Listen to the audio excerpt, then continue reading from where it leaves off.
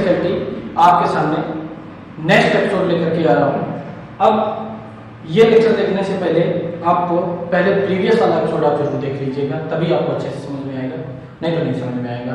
आज हम कुछ प्रॉब्लम लेकर के आए हैं आपके पास में, वो आपको प्रॉब्लम देखिएगा और समझिएगा।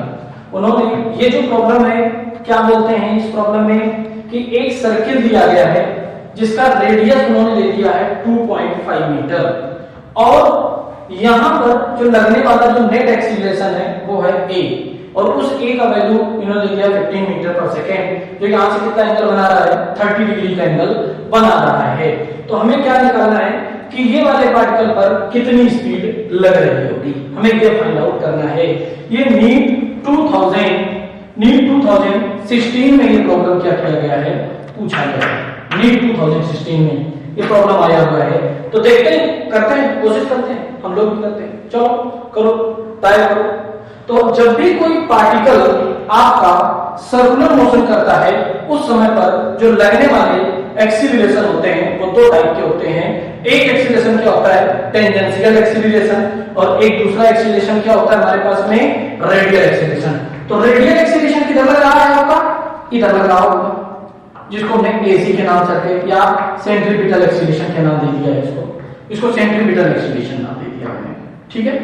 और इधर क्या लग रहा होगा, अगर इधर वेलोसिटी तो इधर लग रहा होगा आपका 80 लग रहा होगा, ठीक है ना, 80 लग रहा होगा, कोई दिक्कत वाली बात। इधर लग रहा है 80 और इधर लग रहा है 80। नेट कितना लग रहा है a, और a का वैल्यू क्या है हमारे पास में 15। तो इधर अगर हम ले आए इस चीज को, अगर मैं इसका इधर वाला कंपोनेंट ले जाऊं तो AC का वैल्यू क्या हो जाएगा 15 cos 30 और इधर क्या आ जाएगा 15 sin 30। लेकिन हमें उससे कोई मतलब है नहीं, कर लेते हैं, क्या दिक्कत है, चलो कर लो। 80 की वैल्यू आ जाएगी 15 sin 30, कोई दिक्कत वाली बात। तो अब हमें चाहिए क्या, V। तो V किसके फॉर्मूले में आता है बताओ, AC के फॉर्मूले में आता है कि 80 के फॉर्मूले में आता है, AC के फॉर्मूले में आता है। तो AC का जो वैल्यू होता है, AC इक्वल टू क्या होता है V स्क्वायर बाय R। और AC का वैल्यू क्या है हमारे पास में, देखो जरा AC का वैल्यू क्या है, AC का वैल्यू देखो जरा, AC का बहुत जल्दी लिखें यार, AC का वैल्यू देखिए क्या है आपका, AC का वैल्यू है 15 cos 30। तो आप देख लेना 15 cos 30 और R को लिया है आप इधर, ठीक है ना। 15 cos 30 into R equal to V square, ठीक है ना। तो R का वैल्यू कितना है हमारे पास में 2.5। तो मैं लिखूंगा 15 into cos 30 का वैल्यू क्या होता है √3/2 और R का वैल्यू क्या है हमारे पास में, R का वैल्यू है 2.5 मीटर, 2.5 मीटर और V है ना, तो इधर क्या आ जाएगा, रूट आ जाएगा। अब इसको सॉल्व करो, एक बार सॉल्व करके कोशिश करिएगा तो आपका आंसर क्या आ जाएगा 5.7 आ जाएगा। इसको सॉल्व करेंगे तो 5.7 आ जाएगा, ठीक है, 5.7 मीटर पर सेकेंड। बताइए कोई प्रॉब्लम आपको, 80 निकालने का कोई जरूरत ही नहीं था, यहाँ कोई प्रॉब्लम था आपको, निकालना नहीं था, बस इतने से काम हो जाता हमारा। क्या समझ में आया आपको, कोई प्रॉब्लम। इस क्वेश्चन को लगाने में कितना टाइम लगा आपको, ज्यादा टाइम नहीं लगा होगा। नेक्स्ट क्वेश्चन है, ये नीट 2017 में पूछा गया है आपका।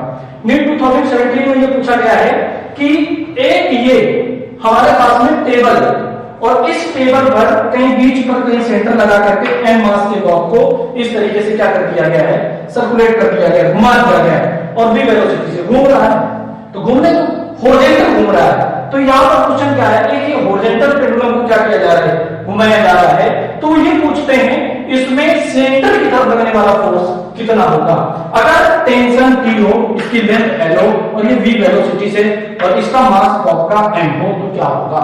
तो अब एक बात बताओ, अगर वर्टिकल होता तो G भी काम कर रहा होता, ये तो हॉरिजॉन्टल घूम रहा है, ये इस तरीके से घूम रहा है, इस तरीके से घूम रहा होगा, कोई दिक्कत नहीं है।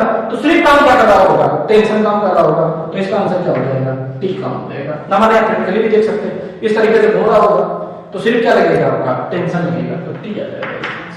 कोई दिक्कत वाली बात आपको समझ में आ रहा है कि नहीं आ रहा है। तो इसमें तो हमें पेन और कॉपी भी नहीं, तो लॉजिकल क्वेश्चन था हमारे पास में।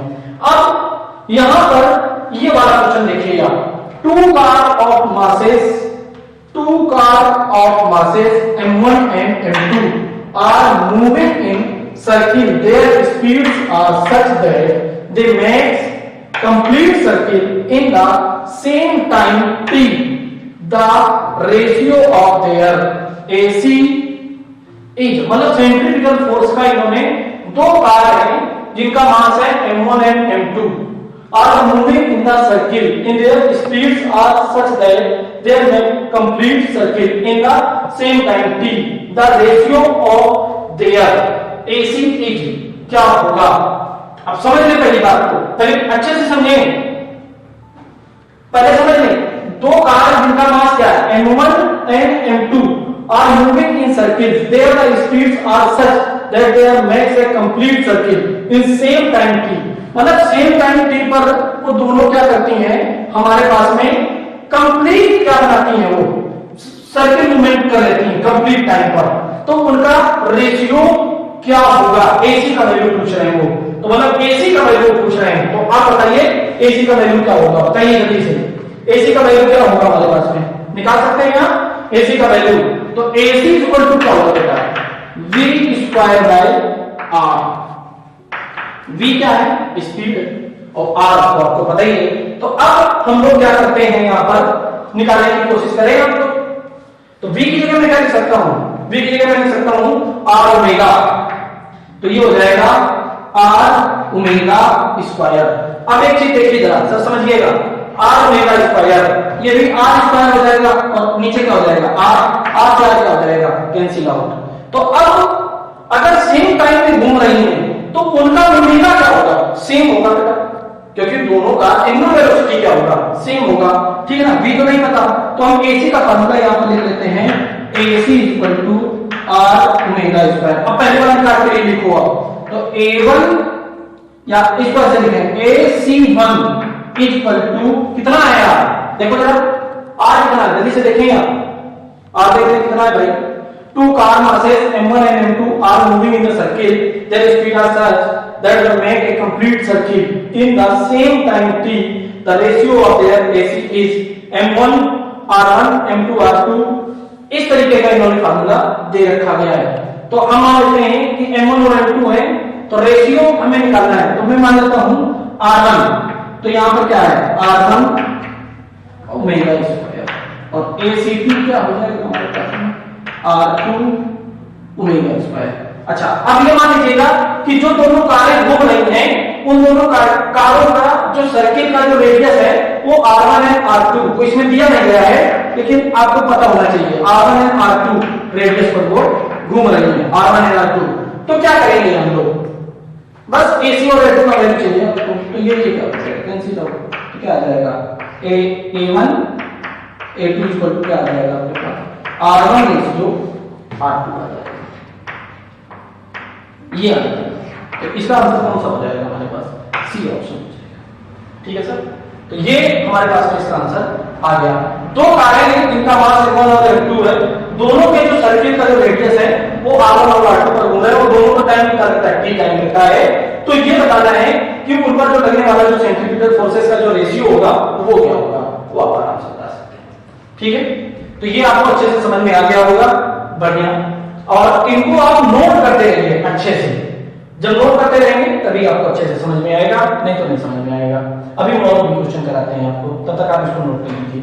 हम लोग देखते हैं नेक्स्ट क्वेश्चन, और ये नेक्स्ट क्वेश्चन जो है आपका ये 2017 में फिर पूछा गया है आपका नीट में। तो देखिए अब जरा इस चीज को, इस वाले क्वेश्चन को देखिए। इस वाले क्वेश्चन में क्या बोला गया है कि ये एक सिंपल पेंडुलम है और ये हॉरिजॉन्टल मोबिलाइजेशन कर रहा है। हॉरिजॉन्टल का मतलब समझ लेना इस तरीके से, और ये इसका लेंथ कितना है L, 0, और L का मतलब है इसका जो लेंथ है 0.5 मीटर है, और इसका जो मास है वो कितना है 0.5 kg, 0.5 kg इसका मास है, ठीक है ना। और ये मान लीजिए यहाँ से एंगल कितना बना रहा है, थीटा एंगल बना रहा है, ठीक है ना। और वो कहते हैं इसके ऊपर जो लगने वाला मैक्सिमम बियर होने वाला जो टेंशन है वो कितना है 324 है, 324। ये हॉरिजॉन्टल चल रहा है, आप इसको वर्टिकल मत अज्यूम करिएगा। तो then find out the Vmax, ये उन्होंने पूछा है हमसे, तो निकाल लेंगे, कोई दिक्कत वाली बात नहीं है। तो यहाँ पर जो टेंशन होगा वही क्या अज्यूम कर रहा होगा, सेंट्रीपिटल फोर्स जनरेट कर रहा होगा, और वो सेंट्रीपिटल फोर्स कितना होगा, सेंट्रीपिटल फोर्स हम लोग देख लेते हैं T इज इक्वल टू, हम क्या लिखेंगे, T इज इक्वल टू, हम लोग क्या लिखेंगे, सेंट्रीपिटल फोर्स। सेंट्रीपिटल फोर्स क्या होगा, MAC, और AC की जगह मैं क्या लिख सकता हूं, mv² बाय r, और r की जगह आप क्या लिख देंगे बेटा, L लिख देंगे यहां पर, ठीक ना, L लिख देंगे, और v की जगह क्या लिख देंगे आप, r ओमेगा लिख देंगे। तो हमें क्या मिल जाएगा, सबको सॉल्व करें, r ओमेगा का मतलब क्या हो जाएगा, L हो जाएगा। तो हम इसको लिख सकते हैं T is equal to m, और v स्क्वायर है ना, तो v स्क्वायर की जगह मैं क्या लिखूं, L square omega square upon L, L से क्या हो जाएगा, कैंसिल आउट, तो T इक्वल टू क्या आ जाएगा आपके पास में, ml ओमेगा स्क्वायर। तो देखेंगे हम जरा, T is equal to ml omega square, और ये ओमेगा क्या होगा आपका, यही तो मैक्स होगा, तो हम वैल्यू निकाल लेते हैं। तो क्या निकल के आएगा, omega max is equal to T by ml, और ये आ जाएगा रूट में। तो T का वैल्यू कितना दे रखा उन्होंने, 324 दे रखा है, 324 डिवाइड करके कितना आ जाएगा बेटा आपके पास में, m की जगह कितना रख दें, 0.5 इंटू 0.5, और इसके ऊपर लगा दिया आप रूट, 0.5 इंटू 0.5, और इसके ऊपर लगा दिया रूट, तो हमें क्या मिल जाएगा, तो देखिए इन दोनों में 0.5 का आ जाएगा, और 324 इसका रूट है 18 का है, तो 18 अपॉन 0.5, और इसको आप क्या करें, यहां पर इस तरीके से करें, और इसको सॉल्व करेंगे तो कितना आ जाएगा, 36 आ जाएगा। तो 36 ओमेगा आ गया ना, तो रेडियन पर सेकेंड, तो कौन सा आंसर हो जाएगा, ये आंसर हो जाएगा। ठीक है, अब हम लोग जो है नेक्स्ट क्वेश्चन देखते हैं। नेक्स्ट क्वेश्चन क्या बोलते हैं, नेक्स्ट क्वेश्चन ये है, आर्मोलर coaster is a design such that riders experience weightlessness as they go around the top of the hill, whose radius of the curvature is 20 meter. The speed of the car at the top of the hill is between. तो अब एक बात बताओ जरा, जब ये हिल पर जाएगा तो वहां पर फोर्स कौन सा एक्सर्ट होगा, mg फोर्स एक्सर्ट होगा, और mg फोर्स के अलावा वेटलेसनेस है, बाकी उनको कुछ है नहीं, तो हम यहां पर लिख देंगे डायरेक्ट, हमें v का वैल्यू चाहिए, तो हम लिख सकते हैं mv, भाई ये सेंटीमीटर फोर्स है ना, और ये कौन जनरेट कर रहा होगा, mg जनरेट कर रहा होगा, m से m क्या हो जाएगा आपका, कैंसिल आउट हो जाएगा। तो v स्क्वायर इक्वल टू क्या आ जाएगा आपके पास में, v स्क्वायर इक्वल टू क्या आ जाएगा अपने पास में, v स्क्वायर इक्वल टू आ जाएगा अंडर रूट नहीं आएगा आपका, v square equal to rg आ जाएगा, और स्क्वायर हटा दें तो यहाँ पर rg आ जाएगा। तो r का वैल्यू आपको गिवन है कितना हमारे पास में 20, और g का वैल्यू तो 10 होता ही है अपने पास में। तो v इक्वल टू 20 इंटू 10 हो गया, v कितना हो जाएगा हमारे पास में 200 हो जाएगा, और 200 का मतलब कितना हो जाएगा हमारे पास में, 200 का मतलब कितना हो जाएगा हमारे पास में, 200 का मतलब हो जाएगा √2 v, इसको हम सॉल्व करेंगे तो कुछ 14 पॉइंट समथिंग अबाउट आ जाएगा, 14 पॉइंट कुछ समथिंग अबाउट आ जाएगा। तो 14 से तो ज्यादा होगा, 15 से कैसा होगा, कम होगा, तो 14 और 15 के बीच में लाई करेगा। तो कोई ऑप्शन है, ये तो नहीं, ए भी नहीं है और ए भी नहीं है, ये वाला ऑप्शन हो सकता है, ठीक है ना, 14 और 15 के बीच में लाई कर जाएगा एक जगह पे, ठीक है ना, तो ये वाला ऑप्शन हो जाएगा इसका सही, ठीक है ना। ये जेईई 2011 में क्या किया गया है, क्वेश्चन पूछा गया है, उसी में आया हुआ है, तो इतने बड़े क्वेश्चन होते हैं। फिर अभी हम नेक्स्ट क्वेश्चन के साथ में आते हैं आपको और बताते हैं, इसको आप नोट कर लीजिए तब तक अच्छे से वीडियो को पॉज करके। अब हम लोग एक नेक्स्ट क्वेश्चन देखते हैं। नेक्स्ट क्वेश्चन क्या है हमारे पास में, नेक्स्ट क्वेश्चन ये है हमारे पास में कि तीन हमारे पास में पार्टिकल हैं, मान लीजिए एक ये है और तीन पार्टिकल हैं, एक इक्विलेटरल ट्रायंगल के सिरे पर है, ठीक है ना, इक्विलेटरल ट्रायंगल मतलब आप समझ गए होंगे, जिसकी तीनों साइडें क्या होंगी आपकी सेम होंगी, तीनों साइडें सेम है, तीनों जगह पर एक एक पार्टिकल है, हर एक पार्टिकल का मास कैसा है, सेम, हर एक पार्टिकल का मास कैसा है, सेम है, m मास, हर एक पार्टिकल का मास m है, और ये तीनों क्या कर रहे हैं, सर्कुलर पाथ पे क्या कर रहे हैं, घूम रहे हैं,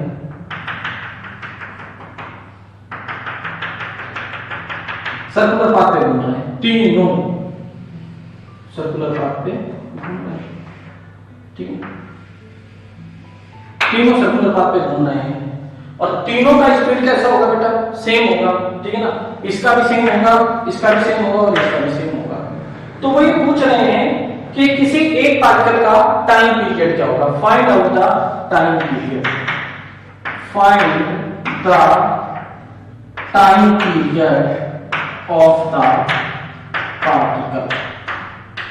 अगर इसका मास m है, ठीक है ना, तो हमें निकालना है सभी की साइडें कैसी हैं, सेम है हमारे पास, ये क्वेश्चन है हमारे पास में, सभी की साइडें कैसी हैं, सेम। तो ये मान लेते हैं साइड क्या, ए, ये एंगल कितना होगा 60 डिग्री, ए बी एंगल कितना होगा 60 डिग्री, ए बी एंगल कितना होगा 60 डिग्री, ठीक है ना। अब यहां पर इस पार्टिकल पर जो नेट फोर्स है वो किधर की तरफ लगना चाहिए बेटा, नेट फोर्स किधर की तरफ लगना चाहिए, इधर की तरफ लगना चाहिए, सेंटर की तरफ लगना चाहिए, इधर की तरफ, यही तो होना चाहिए इस पर एफ नेट। एक बार करके निकालते हैं ना, तो एफ नेट निकाल लेते हैं। सबसे पहले एक काम ये करें कि यहां पर इसकी वजह से जो लगने वाला जो फोर्स है वो क्या होगा F1, इसकी वजह से जो लगने वाला फोर्स है वो क्या होगा F2। दोनों का डिस्टेंस सेम है, दोनों के मासेस सेम है, तो F1 और F2 का मैग्नीट्यूड कैसा होगा, दोनों का सेम होगा, F1 और F2 दोनों का मैग्नीट्यूड सेम होगा। हम उसको क्या मान लेते हैं, F मान लेते हैं। और इस F का वैल्यू क्या होगा, इस F का वैल्यू होगा हमारे पास में, बताइए जल्दी से बताइए, इस F का वैल्यू क्या होगा, इस F का वैल्यू होगा, यहां पर कौन सा फोर्स लगा होगा, ग्रेविटेशनल फोर्स। ग्रेविटेशनल फोर्स क्या होगा, दो मासेस के बीच में लगता है, हमने पढ़ रखा है F G m1 m2 by r², ठीक है ना। तो यहां पर r का भूमिका कौन निभाएगा, a, तो हम लिख देते हैं G m.m, तो कितना हो जाएगा m²/a²। तो इस F की वजह से इतना लग जाएगा, इस वाले F की वजह से भी इतना लग जाएगा। तो इस पर जो F नेट लगेगा वो तो इधर लगेगा जाकर के, ये टोटल एंगल कितना है 60, तो ये एंगल कितना होगा बेटा आपके पास में 30 होगा, तो 30 होगा ना, तो 30 निकाल लेते हैं। तो 30 के लिए क्या करते हैं, इधर से भी, मतलब आप एक काम कर सकते हैं, दोनों के बीच का जो एंगल है वो तो 60 है, और ये जो रेडियस के साथ में जो एंगल है वो कितना है 30 डिग्री है।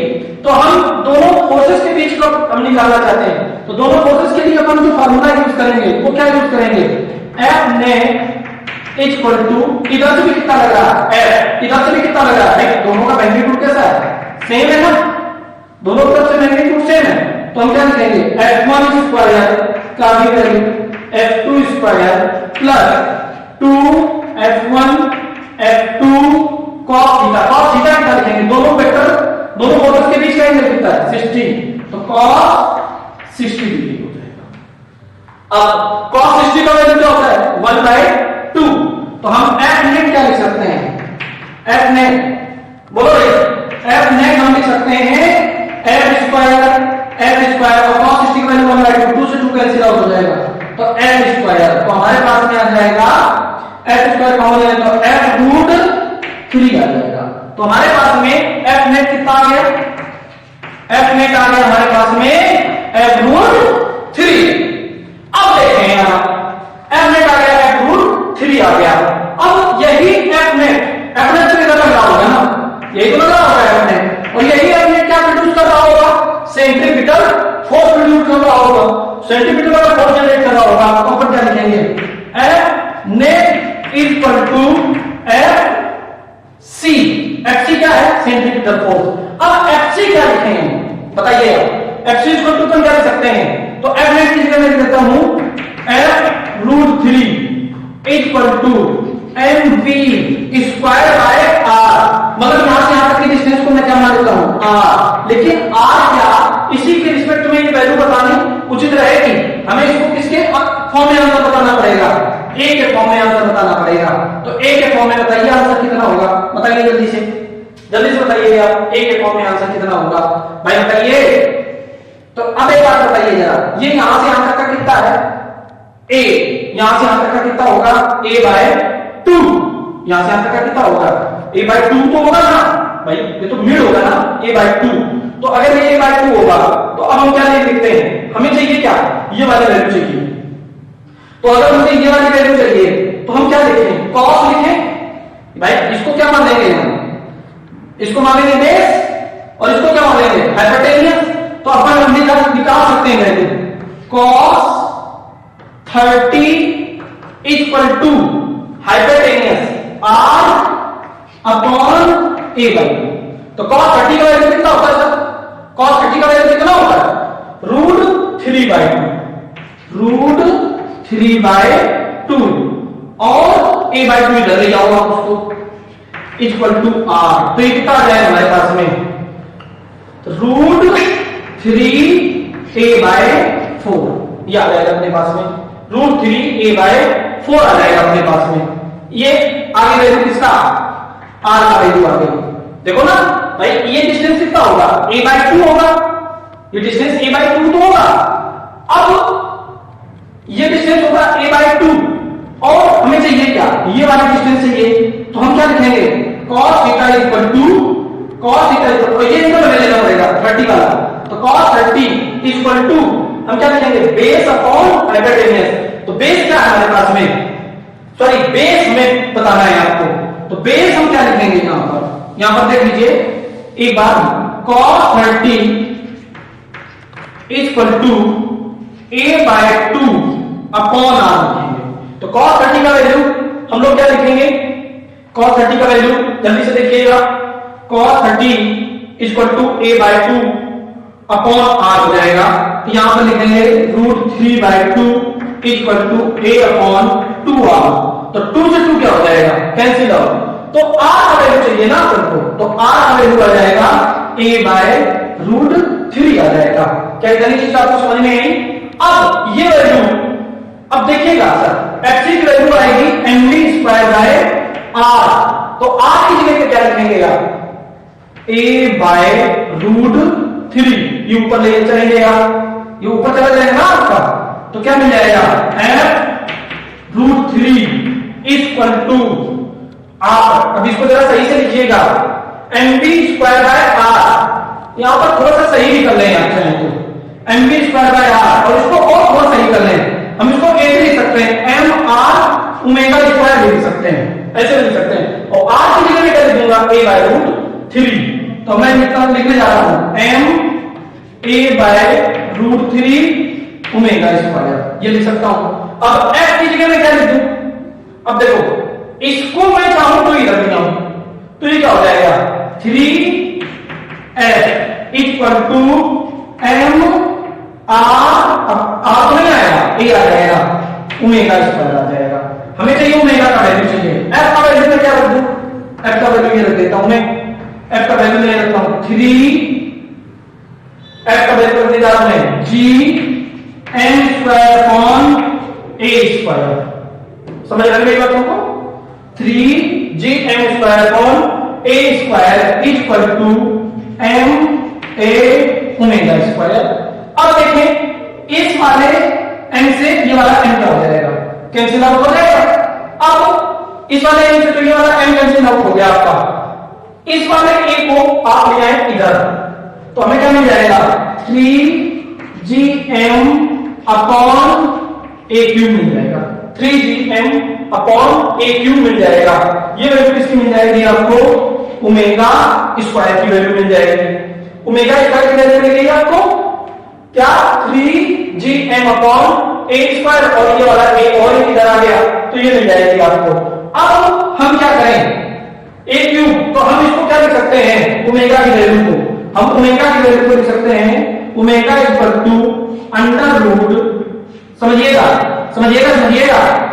अब a² को मैं बाहर लिख सकता हूं, तो ये क्या हो जाएगा मेरे पास में 1/a, और अंदर क्या हो जाएगा a बचा, क्योंकि a³ है ना, और स्क्वायर लगा करके इधर निकाल। हमें वैल्यू का पूछा गया है फाइंड द टाइम पीरियड। तो टाइम पीरियड हम कैसे निकालते हैं, टाइम पीरियड का रिलेशन क्या होता है, किसी को पता है, नहीं पता है तो इधर देखो, टाइम पीरियड का रिलेशन क्या होता है ओमेगा के साथ में, ओमेगा इक्वल टू हमारे पास में फॉर्मूला होता है 2π/t। तो t इक्वल टू क्या हो जाएगा बेटा 2π/ओमेगा, और ओमेगा की जगह आप क्या रिप्लेस कर दें, ये रिप्लेस कर देते हैं, कर दो भाई रिप्लेस। तो t equal to 2 pi upon omega क्या है आपके पास में 1 अपॉन ए, तो ए तो चला जाएगा ऊपर, ठीक है ना। तो अब इसको क्या लिख देंगे, रिप्लेस हो जाएगा ना, उल्टा हो जाएगा, तो ये हो जाएगा a अपॉन 3gn। तो ये आ गया इसका टाइम पीरियड निकाल। समझ में आ गया आपको? कोई दिक्कत वाली बात, कोई प्रॉब्लम वाली बात हो बताओ, नहीं है ना। तो ये इसका टाइम पीरियड निकल करके आंसर इसका आ गया। किसी को कोई प्रॉब्लम हो तो नहीं है ना, इसको नोट कर लो अच्छे से। अब देखते हैं नेक्स्ट क्वेश्चन। नेक्स्ट क्वेश्चन ये है हमारे पास में, नेक्स्ट क्वेश्चन ये है, मतलब ये इस तरीके का उन्होंने डायग्राम दे रखा गया है, उन्होंने डायग्राम ये दिया हुआ है हमारे पास में, और इसमें क्या पूछा उन्होंने, क्या बताया कि इस तरीके का कोई अरेंजमेंट है, इस तरीके से, ठीक है ना। ये डिस्टेंस यहां से यहां तक की a है, ये डिस्टेंस यहां से यहां तक की l है, और ये एंगल है आपका थीटा।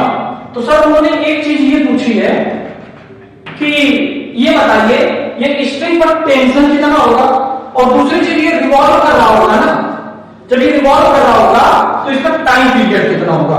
तो मतलब t का वैल्यू पूछा है इन्होंने, और टाइम पीरियड पूछा है इन्होंने, और वेलोसिटी भी निकाल सकते हैं, वेलोसिटी भी निकालेंगे, वेलोसिटी भी निकालेंगे, टाइम पीरियड भी निकालेंगे, और टेंशन निकालेंगे। तो क्या क्या पूछा गया है, इसका निकालना है टाइम पीरियड, और ये घूम रहा है, इसका मास है m, तो टाइम पीरियड निकालना है आपको, वेलोसिटी निकालना है, और टेंशन निकालना है आपको। इतनी चीजें आपको निकालना है, ठीक है सर। तो आपने ये नोट कर लिया होगा। अब मैं इसको इधर करना चालू करता हूं, नोट कर लीजिएगा अच्छे से।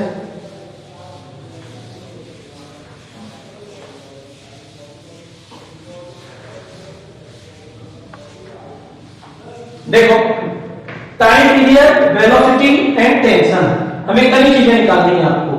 तो टाइम पीरियड, टेंशन और वेलोसिटी। तो फर्स्ट भी और हम क्या करेंगे, यहां पर इसका क्या बनाए, एफबीडी बनाए सबसे पहले। तो एफबीडी बनाएंगे तो एक काम करें, ये इसका एफबीडी बनेगा जाकर के, ये क्या लगेगा आपका mg, और ये एंगल थीटा है, तो एक कंपोनेंट तो इधर आ जाएगा, ये एंगल हो जाएगा, ये हो जाएगा t cos थीटा, और इधर क्या आ जाएगा बेटा आपका t sin थीटा। अच्छा इसका रेडियस, रेडियस तो आप यहां से लेंगे ना। अब देखो ये है l, समझिएगा समझिएगा, ये है l, तो अगर मैं इसका एक कंपोनेंट लूंगा तो ये क्या आएगा l cos थीटा, और ये क्या आएगा l sin थीटा। तो यहां से यहां तक की लेंथ क्या होगी l sin थीटा, और ये क्या है a, तो मतलब r की वैल्यू हो जाएगी यहां पर a plus l sin theta, ठीक है ना। r कैपिटल लिख देते हैं, a plus l sin theta, कोई दिक्कत वाली बात नहीं है ना। बस अब सॉल्व करना चालू कर देते हैं हम लोग, सब कुछ हो गया ना। तो हम पहले इक्वेशन क्या लिखेंगे, पहले इक्वेशन लिखेंगे t cos theta equal to mg। पहले इक्वेशन ये हो गई ना पास में, t cos theta equal to mg। और दूसरी इक्वेशन क्या बनाई जाएगा आपकी, दूसरी इक्वेशन होगी t sin theta equal to mv square by r। तो mv स्क्वायर बाय r, मान लो mv से घूम रहा होगा और भी हमें पता है नहीं, तो mv स्क्वायर बाय r, ठीक है। तो मैं लिखता हूं t sin theta equal to mv square by r। अब थोड़ा सही से लिखें, अच्छे से लिखने की कोशिश करें, हमें v का वैल्यू निकालना है। अगर v का वैल्यू निकालना है तो इसको इक्वेशन फर्स्ट मान लें, इसको इक्वेशन सेकंड मान लें। तो मैं लिखता हूं यहां पर t sin theta equal to mv square by r equal to, अब देखिए हाँ t mv square by r आएगा। अब इधर लिखते हैं t cos theta equal to, नीचे तो लग रहा होगा mg, ये हो गया mg।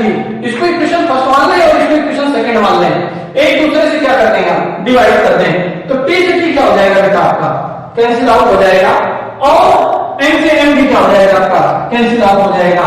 तो हमें क्या मिल जाएगा सर, तो इधर आ जाएगा tan थीटा इक्वल टू, देखिएगा v स्क्वायर बाय rg आ जाएगा, कोई दिक्कत वाली बात। अब इस rg को आप ले जाएं इधर, तो ये क्या आ जाएगा v equal to under root rg tan theta आ जाएगा। और r की जगह आप क्या लिखेंगे, r की जगह क्या लिखेंगे a plus l sine theta. तो v का वैल्यू क्या आ गया बेटा, v का वैल्यू क्या आ गया, a plus L sine theta g ten theta, ये आ गया हमारे पास में। अब इसी तरीके से हमें क्या निकालना है, टेंशन निकालना है। तो टेंशन निकालने के लिए क्या करें बेटा, इन दोनों को स्क्वायर करके क्या करते हैं, जोड़ देते हैं। तो जोड़े दोनों को स्क्वायर करके, तो दोनों को स्क्वायर करके जोड़ते हैं तो क्या हो जाएगा, T square cos square theta plus M square G square, नीचे वाले को देखो जरा, T square sine square theta equal to M V square by R का होल स्क्वायर। दोनों को स्क्वायर करके जोड़ रहे हैं तो दोनों को जोड़ दो, ऐड कर देते हैं, दोनों को ऐड करते हैं, लोग ऐड करते हैं। तो अब ऐड करने का नंबर आ गया अपना, तो अब इसको ऐड करेंगे तो टी स्क्वायर कॉमन ले तो sine square theta cos square theta आ जाएगा, ठीक है ना। तो उसका वैल्यू बन जाएगा, तो टी स्क्वायर इक्वल टू क्या आ जाएगा हमारे पास में, M square G square plus M V square by R, ये आ जाएगा अपने पास में। अब देखिए सर, इतना पता चल गया आपको। अब v की जगह पे क्या लिख देंगे आप, v की जगह पे देखो, v की जगह हम क्या लिख सकते हैं, ये लिख सकते हैं, इसको लिखते हैं आप, तो t square equal to M square G square M V square की जगह मैं लिखता हूं, अब ये स्क्वायर के फॉर्म में है ना, ये रूट के फॉर्म में कंप्लीटली v है, तो हमें सिर्फ इसके फॉर्म में लिखना है। तो मैं क्या लिखूंगा, a